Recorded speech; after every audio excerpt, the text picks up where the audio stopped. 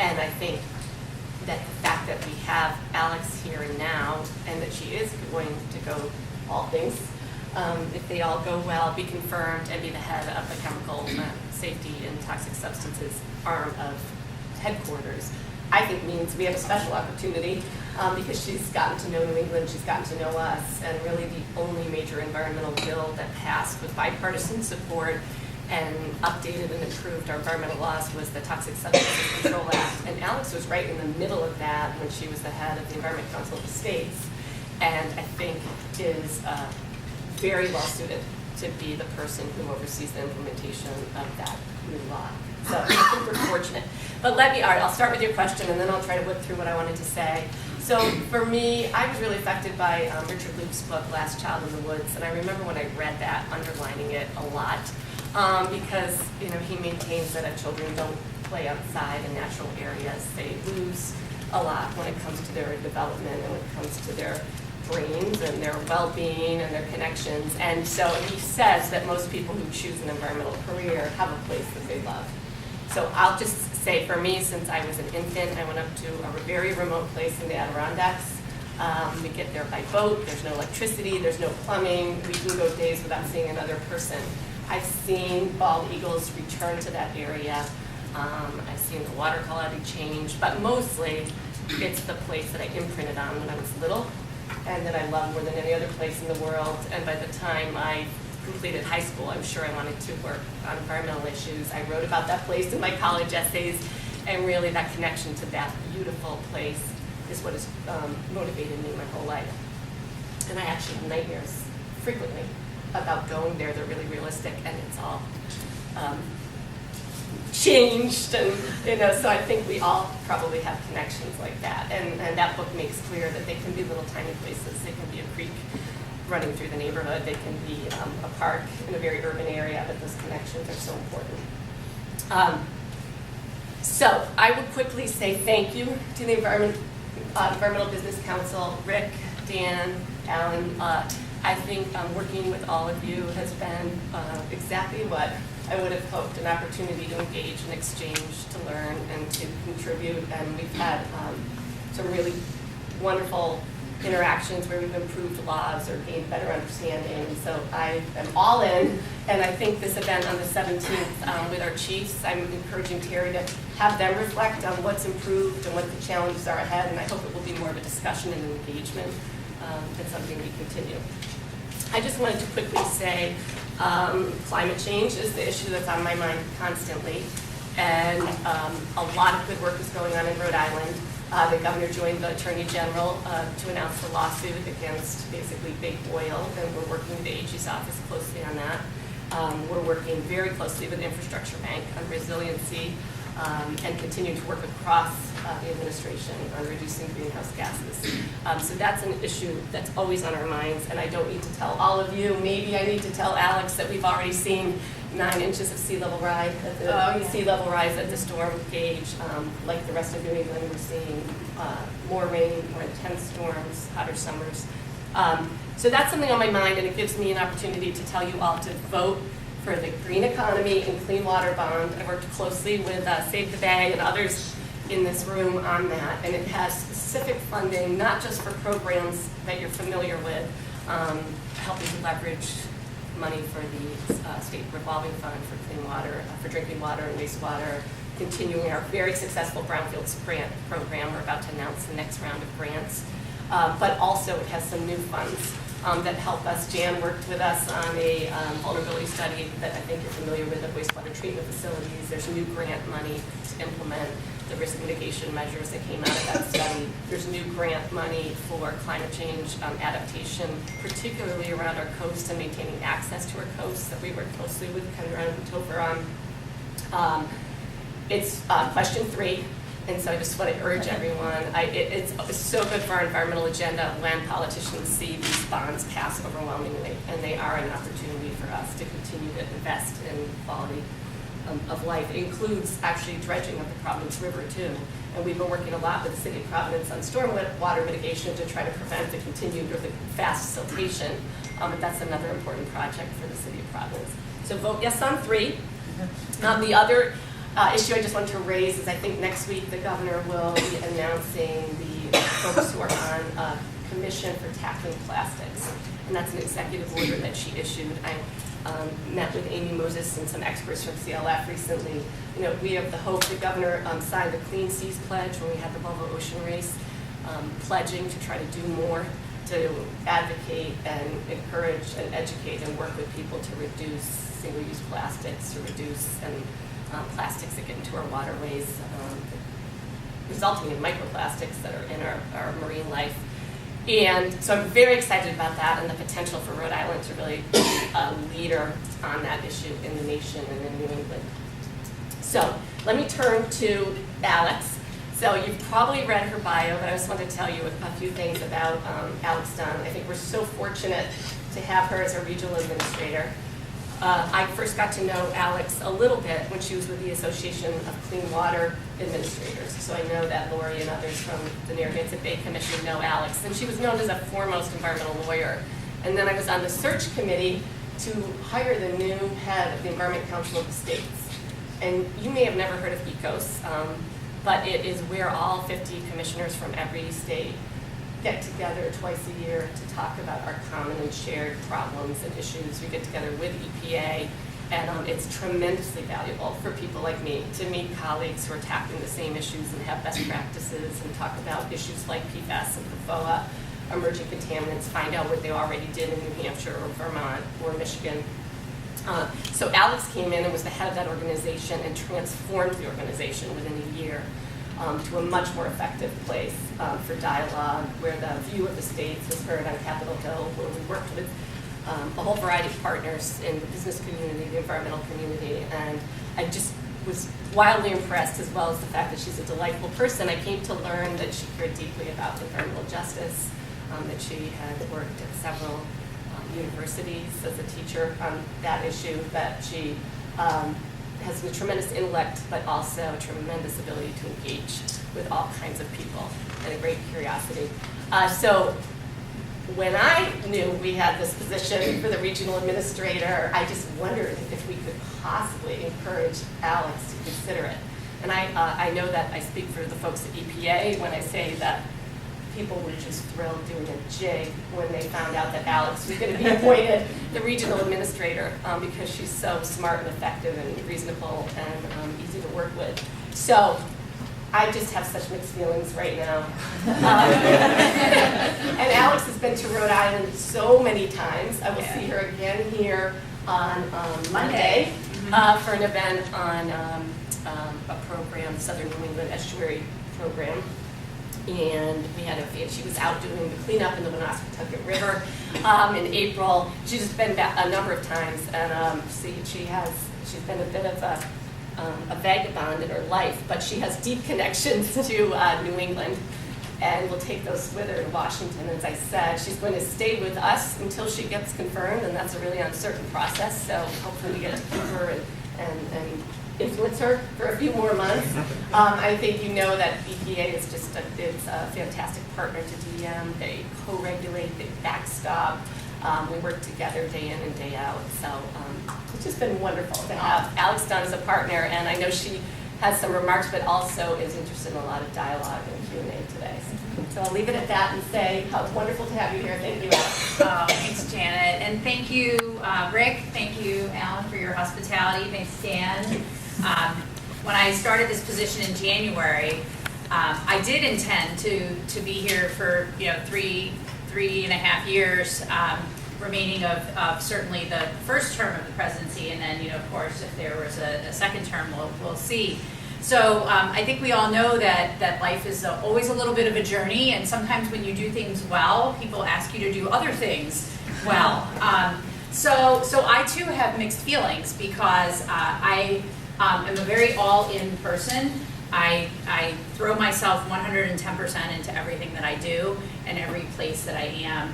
And so I've become very attached to places in New England, and have already seen some really great change happening just in this time. I anticipate that it will be a bit before I go to Washington. And so what I'm really focused on is continuing the agenda and the work that EPA New England has going.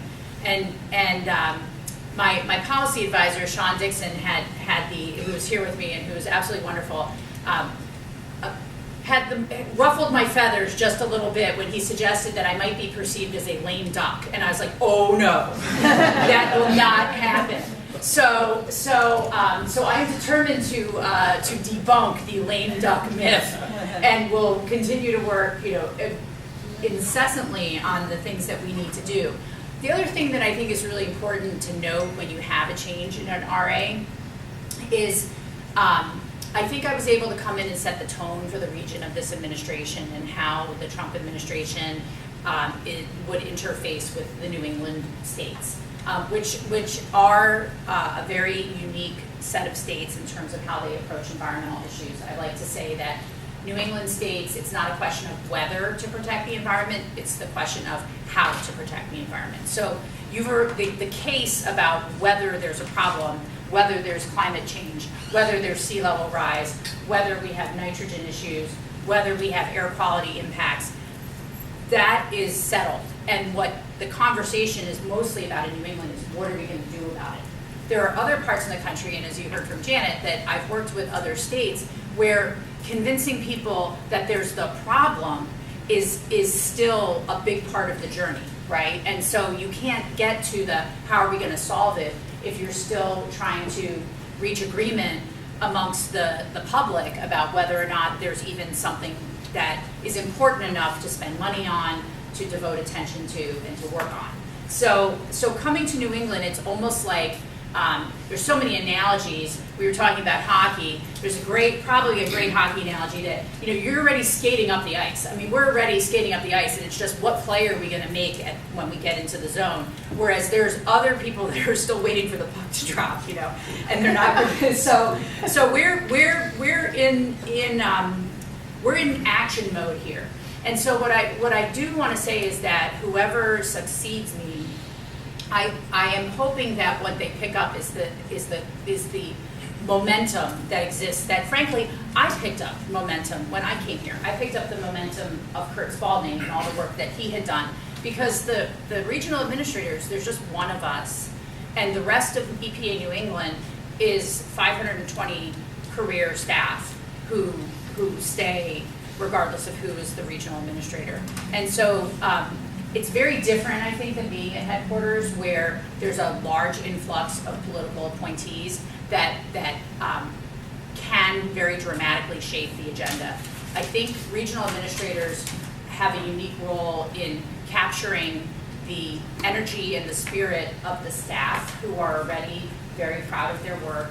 And imagine, you're one person with 520 professionals, many of whom have been working for the agency for 15 or 20 or even 30 years. And they want to share with you what they know, and they want to share with you the projects that they're working on. And what the RA does is sort of help shape those projects, champion those projects, advance those projects, build the partnerships with our states and our political appointees and that whole group of folks. So I think that things will keep going, even if I'm not the one speaking to you here in 6 months. I do want to say that Rhode Island, I want to do some shout outs to some amazing Rhode Island leaders who we recognized yesterday in Faneuil Hall. I'm going to send this around. We had the 40th or so annual New England Award ceremony yesterday in historic Faneuil Hall. And since our time is limited, I'll quickly just say that the recognized Rhode Island crowd included Terry Gray, individual achievement for his dedication to RIDEM, and Janet was able to introduce him, and a humble public servant I think we all see in Terry, who's just terrific. Also the Volvo Ocean Race team for the sustainable work. That was a big team that was recognized, but they did a lot around with the stopover, the U.S. stopover here in, where was it? In Newport. And what was really exciting about that group is we talked a lot yesterday about the ripple effect. The Volvo Ocean Race team, through Janet, basically said, well, we're really glad to get this EPA award, but before we come to the ceremony, we need to know that it's going to be a highly sustainable ceremony. And we were kind of like, oh my gosh. And so our team actually changed the caterer. We got a zero waste caterer. So even though all the platters with fruit and bagels, the plastic platters and the tongs that we all see at these business events that we all attend were all there last night at the end of the day, they were all going in bins back to that caterer who will, I'm sure, clean and sanitize them and use them for another event. All the food that was left over was picked up by that caterer and was properly composted. And so I just love the fact that in trying to recognize the excellence of the Volvo Ocean Race team, they put EPA to the challenge on making our event more sustainable, and we did it. Also, we recognize Mayor Lombardi. Mayor Lombardi of North Providence for the Children's Health Award for his work on replacing lead service lines. And what's interesting about those three folks that we recognize, or three, and two individuals and a group, is I think they represent the diversity of what's happening in New England's environment, and particularly in Rhode Island. You have individual public servants, people who run for office like the mayor, or people who dedicate their personal careers to public service as a state employee, really just trying to move that needle every single day to make progress. And then you have the private sector, the events type folks, the NGOs, you know, all those folks coming together around a big event like the Volvo Ocean Race. And even that becomes an environmental moment that can be celebrated. So New England is a really special place. May I just interject? Yes. Two things. Two other Rhode Island awards that you'll see. Did I miss? Yes. Wendy Ferguson, who has worked for over 25 years at Save the Bay, project by project by project restoring estuarine habitat, got an individual award. Thank and you. then the Wood Pawcatuck Watershed Association and the Nature Conservancy for their work in the Pawcatuck River, where they have removed or renovated 5 dams and restored migratory fish habitat to areas that have been closed off since colonial times.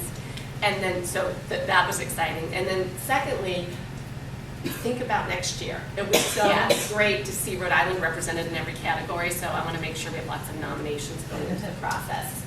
In the business community, we could use some ideas. Yeah, absolutely. And this is a perfect example of state-federal cooperation because, you know, this is a perfect example that between the two of us, we will get it right. We will get it right. And actually, so that maybe turns to sort of what are we working on as EPA, you know, over the coming months, and what have you we've been working on. And I want to make sure that I stop talking at about 10:40.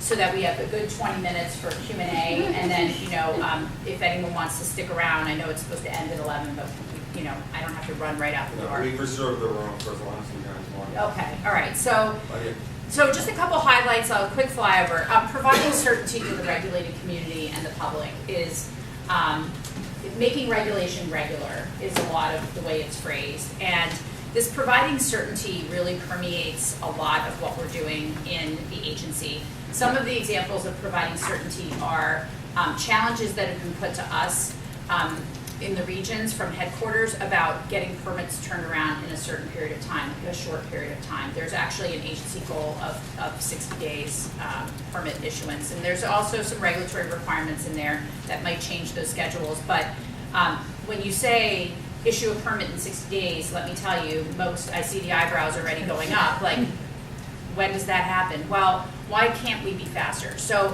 there's a mode of certainty is knowing that you're going to get your permit if it's appropriate at the end of the day, or you're going to hear back from the agency and tell you what's missing or what we need to make our decision. A lot of us I've been in this field for 25 years, we've gotten used to this sort of like just stagnant period that happens in a lot of what we do, right? It's just, well, we submitted everything and it's like a black hole, or we just don't know, or we call every week and sometimes the person's in and sometimes they're out. And sort of that whole sense of not being accountable for the work is really being pushed hard as a way of transforming government and transforming specifically the EPA.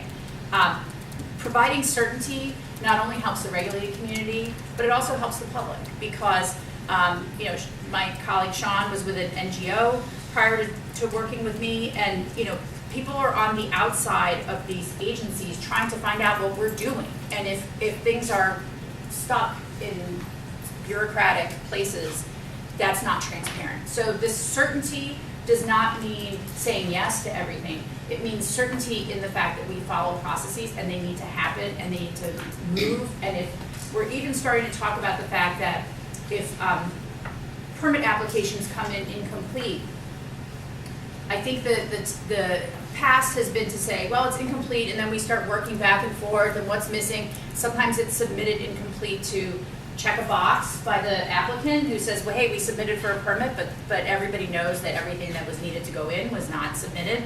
So we're starting to talk about, like, is it those kinds of things that we like bounce them back and just say, it's not complete, and get it out of our queue so that we don't look like we're late on something. You know, put the onus on both parties. We'll do our work, but we need the applicants to do their work. So it's been a really interesting conversation, and eventually that will extend to things that I think are going to be really hard, like a permit backlog that we have, where we have administratively continued. For us, we do the water permitting in 2 New England states, but you know, there's a lot of administratively continued permits, and you know, to say we're going to pick up every one of those and start working through permit renewals of permits that are supposed to, you know, NPDS permits are supposed to be done every 5 years. Even Janet will know, I'm sure RIDEM has their share of administratively continued permits. And you think about what it means to say, like, that's not acceptable, we should be turning all permits around in a timely fashion. But what does that mean in terms of resources, and how do we have enough engineers and staff to actually do this? Also, the whole politics that go along with this. Lots of times, there's a reason someone would prefer to keep their existing permit than to get a new permit, right? Because there's always changes. And so, what does it mean if we're being a bit more aggressive and timely in how we approach things? Sometimes that affects bigger picture issues. So I'll say that the certainty issue is one that we're spending a lot of time on. I guess 2 others are risk communication, and we talked a little bit about PFAS. EPA really is in a place where we can dramatically improve our ability to communicate risk. And we are not as artful about communicating risk because there's so much uncertainty around many of the contaminants that we deal with. We don't have all the answers. Many of the folks in the room who are scientific and technical experts know this, but we're trying to be a bit more proactive and learn how to better say, we're still looking for this information. We don't know, but here's what we do know. How do we do that? Just yesterday, we have some fish tissue sampling that came in at a Superfund site that's leaching up in New Hampshire. And there's a lot of interest. What did we find in the fish tissue? What did we find in the fish tissue? Well, anyone who looks at fish tissue studies knows that's not like an easy headline to explain what you found in fish tissue. And it's also like highly inconclusive, right? It's like the beginning of a process. So the typical agency response might be to sort of hunker down and say, well, it was just an initial sampling effort and we don't really know anything. And then frankly, I've met with this community. This community is very anxious about this landfill, and they want to know what is in the fish tissue. And just yesterday, our community engagement folks talked with, New Hampshire Public Radio, and in a really, I think, new way to say it's kind of, I think, an evolution for EPA, and one that I think is a positive change, but it's going to take some time. And then, of course, partnerships. Really building those partnerships with everyone that we work with. Is a key to our success. So a handful of substantive issues. What are we working on? I mentioned lead in drinking water. So lead is a public health emergency in this country. Certainly Flint brought that home. That is one that needs partnerships. We need mayors like Mayor Lombardi, who is doing amazing work. We need the infrastructure banks that can help fund some of this work. I know that the mayor used HUD financing to do some of his lead line replacement. So creative financing around some of our problems, working across the federal government, those types of partnerships are going to be really helpful. I mentioned PFAS around risk communication, and we can talk about that in Q&A. I'll also say Superfund and brownfields. Boy, is this place the ground zero, essentially, of amazing opportunities for Superfund and brownfield projects. I have been nice to, way of putting it. I know, I have been to many with Janet. We went up and down the corridor in Providence, and it was just unbelievable to see the vision of the mayor of Providence and working with the Brownfields program that EPA runs, the grants that we give to these projects, the oversight that RIDEM provides. really, really exciting work. And then, as you know, we have the Superfund Task Force that remains an agency priority.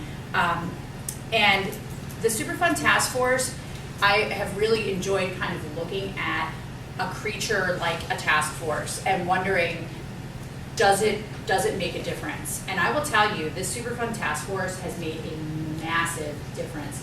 I think putting the spotlight on a couple of sites in each part of the country that were stuck for a variety of reasons actually made the parties associated with those sites and EPA sort of stop cherishing the fact that they were in an intractable problem and actually look for a way out of it.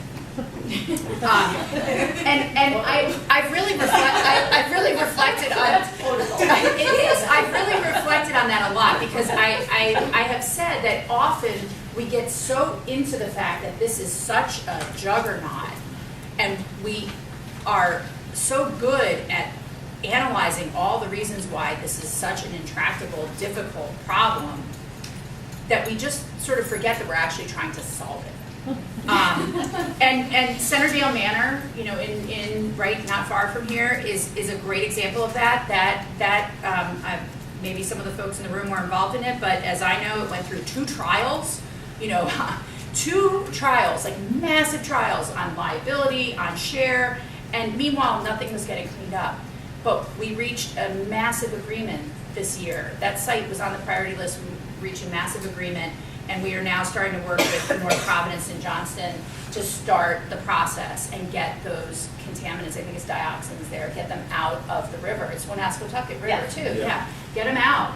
And let's start moving. And there are a number of other sites like that around New England that I really think with the spotlight on them, we can start making some big changes and get some decisions. So that would lead me to my final point, which is on environmental justice and community engagement, which Janet mentioned is something that I have a passion for.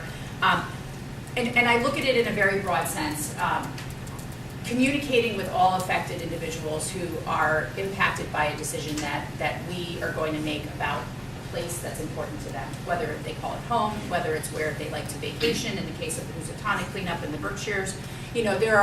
There are people that call that home, there are people that call that their vacation destination, but there's a lot of people who care about that place. There's a lot of people who care about places frankly, around Centerdale Manor. We've got that whole retirement community there, and then as we walked up the river with our team, there are people who I saw homes with decks built, right? Lovely decks to overlook the pond that's there, which is one after a dam. There's a pond. I can't remember the name of the pond.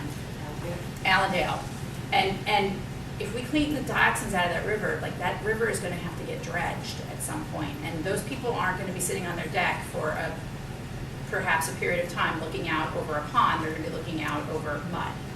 And how do you do all of that engagement to say, this is not going to be a pleasant experience for a while, but on the outside, when we get over it, it's going to be better. That pond will be refilled and it will not be full of dioxins. And we have that in so many communities where the cleanup process itself is so disruptive and so, we all know what it looks like, even every day around here, to pick a highway that they're tearing up, right? And someone's going to tell you, truly, this is going to be so much better when it's over. It doesn't always happen with highways, I've noticed.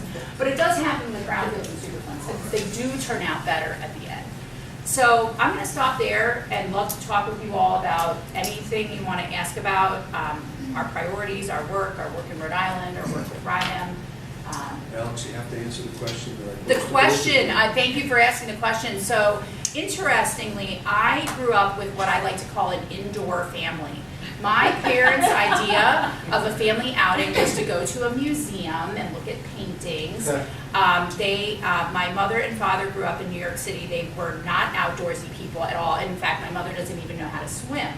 So I say all that because they pushed me into Girl Scouts at a very young age. And once we got past sewing and making pillows, the part of Girl Scouts that I liked was the outdoor adventure part of Girl Scouts. So I took every high adventure Girl Scout trip that I could possibly take as a teen and tween, and that sort of solidified my passion for the environment. I find it odd that it is definitely an exposure-related thing and not genetic, because my son, unfortunately, we were talking about ice hockey, is terrified of bugs and plays a sport in the most sanitized, or that was disgusting, but in most ice rinks. But I call it the most artificial environment that you could possibly be in, right? There's nothing alive in an ice rink other than the human beings, right? Everything is dead other than maybe some bacteria in the locker rooms and the players. You smelled his hockey bag. There's no plants. There's no visible plants in an ice rink. And my daughter is a theater major who thinks the concept of sweating just makes her uncomfortable. So I did not do well passing on the genetics. I did. You did. I know. Sometimes it skips generations. It skipped a generation. There's hope, there's still hope. There's still hope. There's still hope. I have a question. Yes. Your leader, our president, is one of his goals is the rollback. You hear about it all the time. And there's several programs that he's effectively rolling back. Which ones of those do you think are going to mostly impact New England? I mean, the one about the methane at oil drilling rigs, it's not going to have an impact on us locally anyway. I mean, it will in the big picture, but which ones of those in your mind are the ones we really need to be paying attention to? I would say the big ticket regulatory projects of the agency certainly are the Clean Power Plan rollback, which having worked with ECOS and spent 3 years in conferences on the Clean Power Plan with states from across the country, the Clean Power Plan was never a threat to the New England states because of RGGI. And so that rollback, I'm going to say I don't think is going to dramatically affect the New England states. New England states were very, in fact, most of the New England states sued in favor of the Clean Power Plan because they had a compliance mechanism in RGGI ready to go. And we also wanted to see the rest of the nation do what we're doing in RGGI. Yes. that good New England shove. Waters of the U.S. is another big project of the administration to roll back, and that one also was not one that had the New England states particularly concerned. It definitely affects, as you go west over some of these big open spaces, much more. So to answer your question, I'm not sure that some of the rollbacks will dramatically impact New England, but what I do think is some of maybe the areas of emphasis might, such as coastal development. There's a lot of focus on wind power, which we know there's great possibility off the New England coastline for wind power. There's a lot of enthusiasm amongst some of the states, actually many of the states, for this work. And in fact, Block Island has the first wind farm here in New England. But I say that because I was just listening to the news this morning, and it was something about EPA, and it said it characterized the opening the coastline to development as like part of the rollback, right? So maybe to the extent that you're giving the green light to things that would have had more of a yellow or a red light in the past. Like offshore drilling. Right. So I'm going to flag the coastal development as one that I think is going to have a big impact. I also think, let me just reflect on any other like big rules. Maybe the interstate air transport issue is a tough one. There's not necessarily a rollback initiative associated with that, but there is, I would say, a sense of pause and recalibration. So much of what we do in air quality is modeled work, and modeled in terms of where the pollution is coming from and where it's going to. And we know here in New England that many of the states are considered tailpipe states. They are the recipients of a lot of influx air quality. So I would say that may, and I've already heard it from Connecticut specifically, there's some frustration about how the administration is, I would say, moving maybe more slowly around some of the decisions around interstate air transport.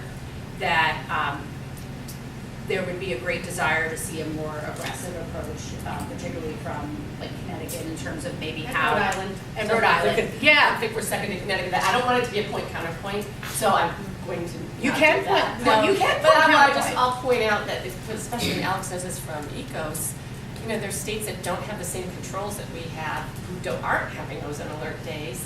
And we're here in a state where we could shut down every single source of nitrogen oxides and still have poor air quality. So we have to have an EPA that is looking at cross-state air pollution issues. We cannot solve them here. So we've been, you know, I would say just as strong as Connecticut, sort of banding together the New England states, urging EPA and then urging our colleagues who may look at our models and say, oh no, we don't think that's coming from X. And we can demonstrate that, you know, our air quality monitor at Alton Jones, a beautiful forested conservation, an area surrounded by conservation, has dirty air. And we can show where it's coming from. And so a lot of it is actually mobile sources too. So we need the administration to be strong on corporate average fuel economy, on pollution from real tailpipes. Right, and I'm glad you mentioned that, because that was the other one I was gonna say, is that, you know, all of the New England states are part of the California fuel waiver program, except for New Hampshire, and certainly that is in the news quite a bit as to what will be happening with that. And that has been presented as an area where in this era of states' rights, there's a little bit of tension there, because if states' rights should mean generally that states make the best decisions for themselves. In this case, we have, I believe, 17 states that have chosen the California standard, and yet it is being looked at. It's not something that I'm personally working on, but it's, you know, you can just look in the news to see that there have been articles sort of questioning, well, what does the states' rights agenda mean if it doesn't mean some outcomes that perhaps are not what the administration might choose, but what the states chose. Right, so it's giving them, he wants to give them the power to regulate the coal plants, the emissions from coal plants, and when they're gonna upgrade and all that, right? It's one of the things he's talking about doing, but on the other side, he wants to take the CAFE standards away from California. So it's an interesting, so we expect you to fix that, of course. Right. And I would say that reflects the continued very large discussion in our country about energy. I mean, which is not, you know, only EPA, but there are a lot. But the whole, if you look across New England, the energy conversation is, I mean, you know, it's just a very, very big conversation nationally. And EPA has, you know, a handful of sticks in that pile of pickup sticks, but if you let them fall, there's a whole lot of other players in that morass. And every one of you can't move any one of those sticks without moving other ones, and so it's a really difficult issue. Good analogy. Alexandra, it's great to have you Can here. you It's great to- identify yourself, please? Igor Runge, GCA Yes. Environmental, and I do a lot of environmental work. And he's a grandfather. Oh, proud grandpa. Gotta see Thank the you very pictures. much. But it's great to have you here sharing all your administrative duties, what's going on in EPA, et cetera. But the big word here is climate change. Yeah. How is going forward, is there going to be any sort of changes that you can envision? The rate of change, a lot of folks across the world, I guess, recognize that the rate that things are changing are swift right now compared to what they were. Is there going to be any incentives to maybe change how the White House may look at things like this? How the White House Can say climate change? Oh, absolutely, I can talk about climate change, and we've been talking about climate change in New England, you know, the entire time, and we still have an energy and climate division at EPA New England. I can't remember exactly the name of the office, but it's within our AIR program. We have folks who are really expert on this, and we have a number of resources available to communities for climate resilience planning.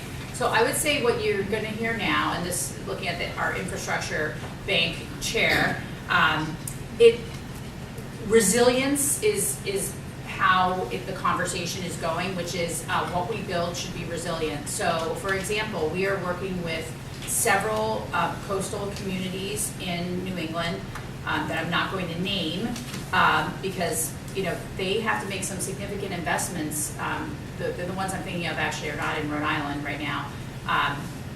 With sea level rise, maybe they'll move. No, I'm kidding. But we have communities where their infrastructure is extremely vulnerable, and you look at what we're bracing for here with Hurricane Florence, which depending on what it will do, what I heard yesterday is that there's already more storms. That's FGHI. There's a hurricane, I think it's Isaac, that's already brewing, that's probably going to hit towards Puerto Rico, and which is Region 2, and EPA New England is a backup region for Region 2. So when Puerto Rico and the Virgin Islands get hit, our staff deploy to back up Region 2. We had a number of deployments around Maria, I think it was just last year. So the storms are real. The acting administrator of the EPA, Andrew Wheeler, has acknowledged that there is climate change. He has acknowledged that it is man-influenced. So that he has gone on the record in his confirmation hearings as well as in subsequent interviews on that. What he will say is, then it's the question maybe of the pickup stick analogy. How much authority does EPA have over that? And that's when you get to the Clean Power Plan, and the replacement for the Clean Power Plan is going to be increasing energy efficiency at existing electric generating units. That's one way to do it. Another way that we're working on climate in New England is we still maintain a database of community or town resilience plans.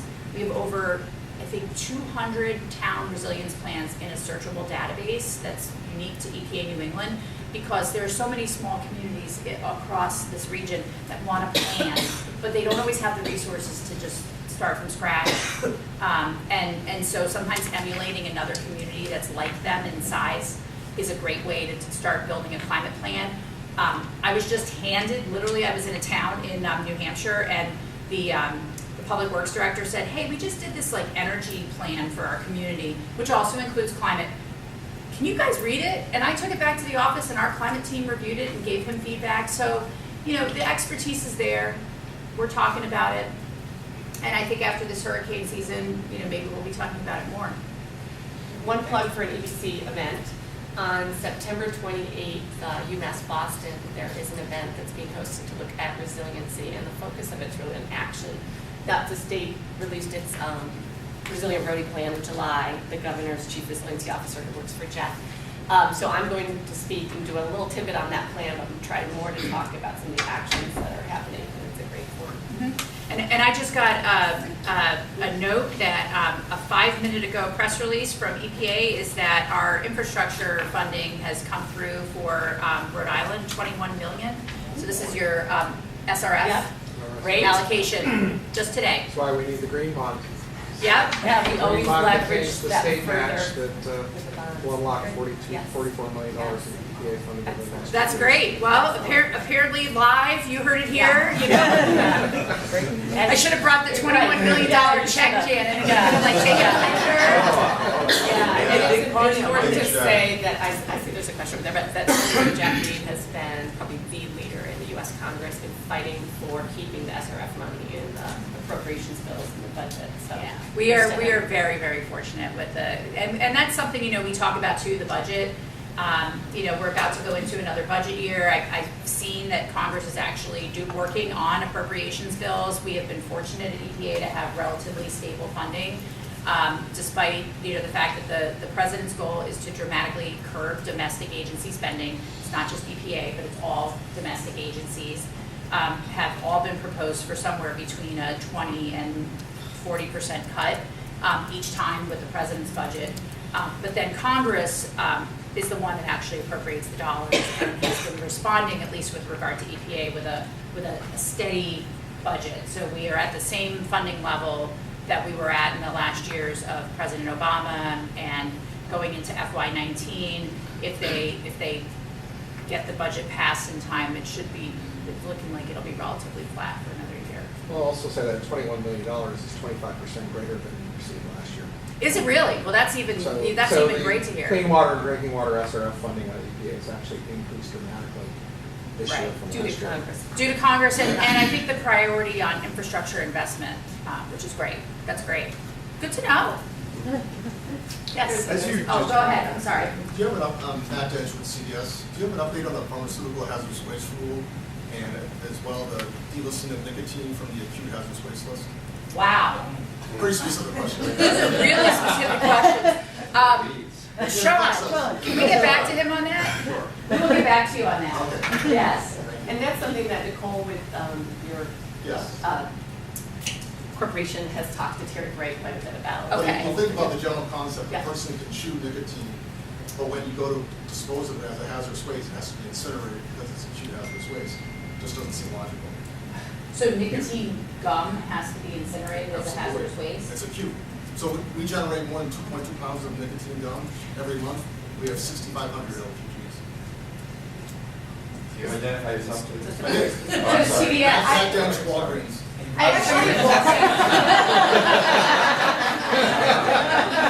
CVS.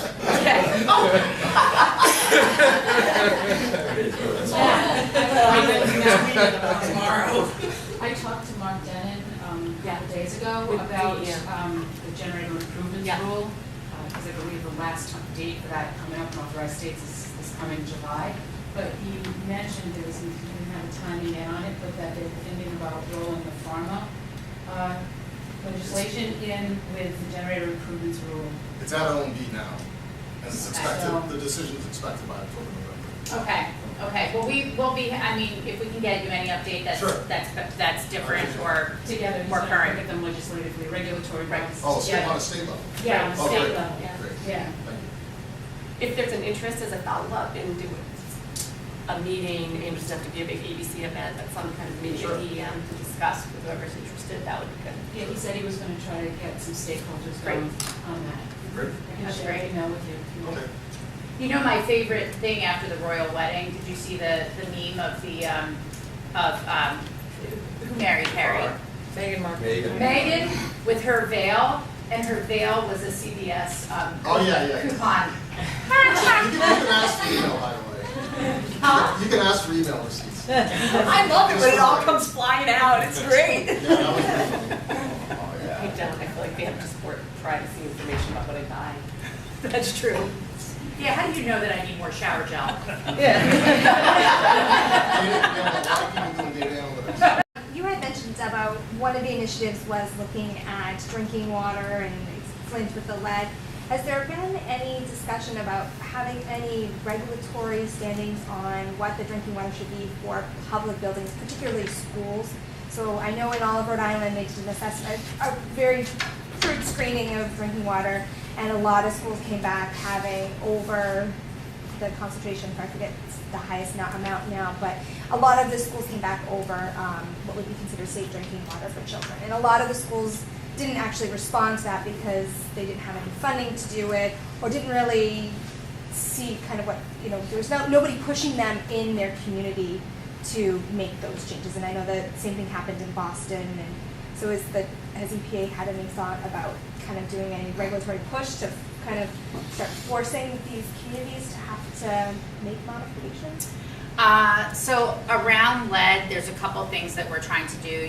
One is focusing on the authorities that we have, and so we don't have a lot of direct authorities over school systems. It's certainly a local responsibility, a state responsibility.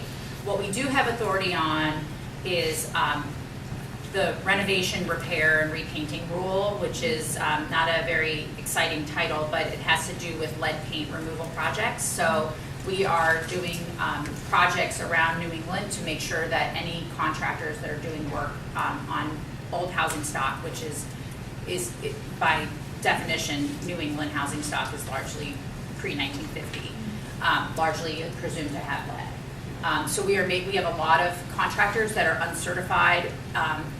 So we're working with that contractor community. That is like hand-to-hand education. It's really, really time-consuming because some contractors, as you all know, are a couple people in a truck, and really trying to get in touch with them. So we're working with painting and contractors associations and trying to figure out how to make the best influence. So that's one regulation that we have a lot of authority that we can use.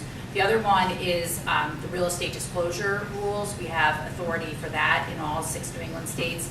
again, that's informational. It requires that if there's knowledge of lead in a structure that's being leased or sold, that it be disclosed. But if there's no knowledge, there's no violation, right? We have broad enforcement cases around failure to disclose. And then we also have some abatement authorities, that we'll work on, which would be removing, if we have exposures, we can remove caulk, we can remove other roofing tiles, in structures that we believe are posing a hazard. I think this one might be for Janet to think about. Are you guys? Well, no, so two Yeah. things on that. Nicole, that the drinking water program's under the Department of Health. Yeah. Oh, that's- However, there was a wonderful award yesterday, and I believe it was in Massachusetts, Yeah. that so often when we don't have the authority or the funding, what we do is look for a partnership. And I was thinking to give June Swallow and Nicole Alexander Scott that example of a project that had gone on where they had worked together, a nonprofit. I think It was a the massive state and gone through all the alliance. schools. So I want to commend that to you, but I'll also, it is a different agency, but I think that talking to them about what have some states done that have seen that problem and figured out a way to go at it comprehensively, they did. I think also yesterday, one of the recognized recipients was a mayor from New Hampshire, and she brought with her the executive director of the community hospital, as well as another business partner. And so, the mayor was being recognized for her success in reducing lead exposure in children in her community, but she made it very clear that, yes, it's a mayor's initiative, but you need to work with the hospital system on testing, and you need to work with other partners. So it's one that we're working hard. There will be a federal lead strategy adopted fairly soon. It's in the works, and it will align all of the federal agencies around their lead authorities. And there are many, so think of Department of Defense. They have all the military housing.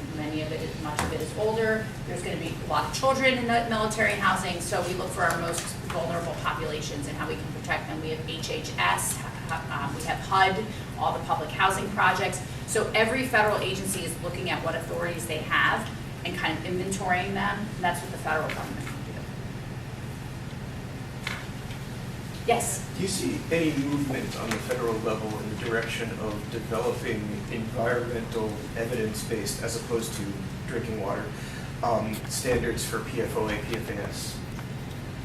Evidence-based standards, so I'm not a scientist, so help me out there.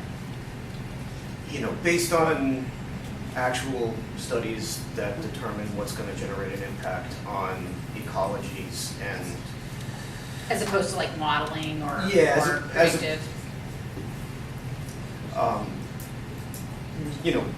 the kind of analysis that's done based on paths and receptors. Yeah.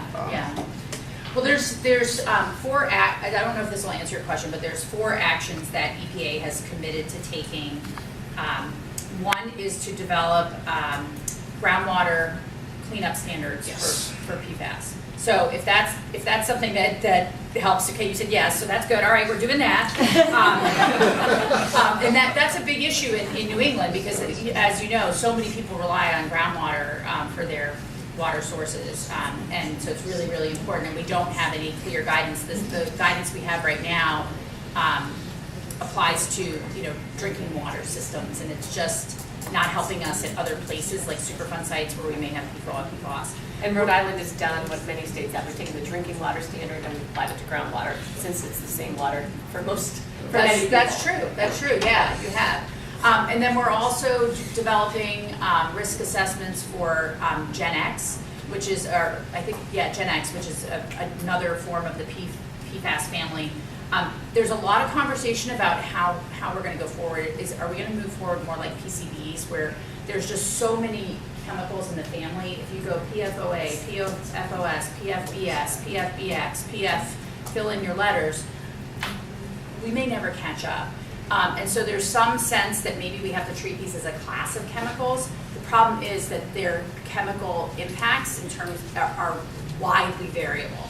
And so I think there would be some pushback from the chemical manufacturers to say, well, if you treat these as a class of chemicals, you're assuming they're all equally toxic, and they're actually highly variable in toxicity. So lots of questions there. We're also developing a PFAS action plan that should be out this fall. I'm using the broad definition of fall. I think winter is officially December, so. Winter starts December, yes. Okay, so this fall, latest December. And then we've got one more action that is slipping my mind, but there. One thing, Alex was not able to come to the ECOS meeting, which the last one was in Vermont, because of some conflict of interest type rules that were probably misapplied. But one of the things that was interesting and also happened in Congress, a testimony in front of the committees, was every state pretty much, or the vast majority of states, whether they were very conservative and red or very liberal and blue, were pushing the federal government to do more in terms of research and creation of standards around these emerging contaminants. We do not have the wherewithal. In Rhode Island, it was interesting, my counterpart from from California, they have 180 people working in an epidemiological toxicology division. Terry Gray's got less than that in his entire Environmental Protection Bureau. So we need the federal government for consistency, and also because we don't have the resources to investigate and create enforceable standards at the federal level. And it was just interesting, the consistency on many issues. There is not uniformity, but every state is looking to EPA to do that. Yeah, and I did check my notes. The two other things that we are going to do, we're looking at whether PFOA and PFOS should be listed as hazardous substances under CERCLA. So, CERCLA had this idea that we could just list things as a hazardous substance and then we'll know what they are, like it was a finite universe. Well, we know it's not a finite universe of what's a hazardous substance. So that would give us some authorities at Superfund sites to do more where these contaminants are turning up. And the other one was whether we need an MCL for PFOA and PFOS. Well, we have concerns, and you mentioned ecology, when these are in surface waters, and we're getting questions in several areas, and what's the health effects? So there's just so many unanswered questions. There are. These. I think your new role, you'll be in a position to answer some. Some of them, yes. Alex, I have a question for you. It's sort of a crossover question. I think if and when you're in the Chem Safety and Pollution Prevention Group, you're involved in the rewrite of TSCA. Just at a high level, I only deal with TSCA at the PCB arena. Can you give us at a high level what you see those changes will be as a practical matter? So the biggest changes that the Lautenberg law put into place was EPA's role in assessing existing chemicals in the marketplace as well as significant new uses of chemicals. So you might have seen some news about asbestos recently, and that was EPA exercising some of its new authority under TSCA, under the reform TSCA, which was to take a look at, we don't make asbestos in the US anymore, but it is imported. And so EPA is charged with looking at how chemicals come into this country as well and what uses they're allowed to come into. So in fact, what was presented as, I think the headlines were things like EPA is back in the business of asbestos or something like that, or asbestos has new life in the United States, which was a little bit shocking to people. It was actually the reverse. It was EPA under the new law stating under what very extremely limited circumstances asbestos could enter the U.S. Marketplace, which had never been said before. So I think some of the challenges around implementing this new law are going to be around explaining what the new law is designed to do, because it's pretty complicated. One of the biggest parts of the new law that we worked on when we were at ECOS is state preemption. So there's a great desire to not have 50 different requirements, especially for businesses like some of those in this room that do business across state lines. And when you have different numbers for different chemicals in different states, it can make commerce challenging. And so there was a big tension in trying to create a uniform national system for chemical regulation, as well as allowing the states, which is what I worked on at ECOS, to have the ability to step into a space if the state believed that their citizens were being exposed to unhealthy levels of a chemical and EPA was not moving fast enough. So the law reflects a fairly healthy balance between pressure on EPA to move, and opportunity for states to step in the face of the time period it takes EPA to act. So those are some of the things that we'll be looking at. EPA also had to prioritize chemicals to take a look at under the new law. There's a lot of deadlines. So I think EPA listed the first 10 chemicals it would look at, then it's got to look at another bunch and another bunch. And all of this is contingent on where's its money coming from. And so there's a fee rule associated with the new law that functions a bit more like some of the other statutes like Food and Drug Administration, where you're a manufacturer of a new product, you want to bring it into the marketplace. There's actually a fee to have the government assess your product and give you a green light. The prior law did not use a fee-based approach, and so there's a fee rule that was also proposed by EPA. So I think that will give some more resources, certainly. Yeah, I mean, you mentioned the fee rates. At one time, right, didn't, like we have our leaking underground storage tank cleanup fund, we pay a penny a gallon.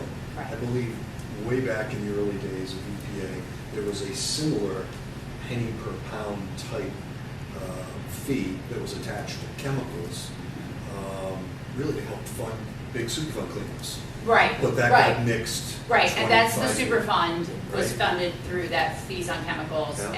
and that authority has expired. Yes. It needs to be pushed out. We need to get there. Lots to do. I want to be sensitive to everyone's time. I know we're over time, so if people need to get up and go, please go on with your work days. I will not be offended if anybody wants to just jump up and go running out of the room. And Sean knows where we have to go next, so we can probably stay another, 10 minutes, you think? About 10 minutes, yeah. Okay. I just had a question on, Identify yourself. oh, sorry, Stacy Snow, an ESS group, on efforts that are being made by EPA. Are there efforts being made in terms of outreach to people in communities and educational outreach around climate change and around what can be expected over the next 10, 20 years of individuals? You know, you look at things like putting renewable energy in, we're going to have to put solar in, we're going to have to put wind turbines in, and it's going to affect communities, and yet there's still pushback. And so that balance of addressing, you were talking more the resiliency side of it as well, when we start having to relocate people that are living to the coast and putting money into addressing the vulnerabilities that are identified. It feels like the community's not ready for that yet. They don't realize that there are changes coming, and how do we help to bring them along? I really think that is the role of the localities as well as some of our NGO partners. A prior career, I was shown some mapping of Long Island that was done by the Nature Conservancy. And it was the same kind of issue that the mayors and the leaders on Long Island were they're on an island and there's sea level rise, but it's kind of unpopular to advocate for setbacks and people not being able to build where they want to build. And what the NGO was doing, the non-governmental group, they were doing modeling and mapping, and they would go into different mayors and show them what a 5-inch sea level rise looked like, and then say, okay, and actually show them a map. We can do this with GIS, right? And then in the next layer, this is what a 6-inch looks like, and this is what. And they said once the visual was shown to a local mayor, they found that people were willing to engage in the conversation a bit more. So that's not, your question was EPA doing that? It's not really our role to be there. If we have a project that we're doing, like a cleanup in a community, we would of course talk with the community about any impacts it would have on them and their day-to-day life, and if something around the coastline was affected by the project we're doing, we would certainly address that. We're working with some of our Native American tribes up in Maine who have major coastal resilience issues. We're funding through Clean Water Act 319, shoring up of shoreline, actual building rock walls along literally where in a couple years these tribal housing would actually fall into the ocean. So, we do have a role in communities, but you talked about it as like a proactive educational role, and I don't see that really in what we do. But I hope other people do it. Looking at the NGOs in the room. There's a question. Yes. Hi, Janine Taco from FM Global, but my question doesn't really relate to FM Global. It's more along the lines of sort of the issue that you bring up. In Rhode Island, we're seeing an awful lot of activity with solar, and solar farm development. And I'm involved in one of the rural towns here in Rhode Island, and there's a big push. All of the people who have any sort of acreage, they're being approached by the development companies. And we're at the point where we're seeing proposals come before the local municipalities and in town that we're getting to the point where they're proposing cutting down 50, 100 acres of trees to put up a 5 or 10 megawatt panel field. And I'd be interested in your perspective on how green that really, it doesn't feel very green to me as a member on a planning board and making decisions on what's good and bad for a town going forward. It's one thing to feel, but when you're cutting down the trees, do you know if there's any information on that? I mean, that sounds like a bit of a local issue. What I will say on solar, I agree with you. There's a definite push to do more solar across New England. In fact, I think I was it was New Bedford, Massachusetts recently, where New Bedford was, and I think can still claim it to have the most megawatts per household of solar of any other community in New England. But where EPA is involved in putting in solar, we've been very successful in having it put on top of Superfund sites and brownfields. So the array that I saw in New Bedford is actually a really innovative engineering piece, because you can't penetrate a cap of a Superfund site. You don't want to do that.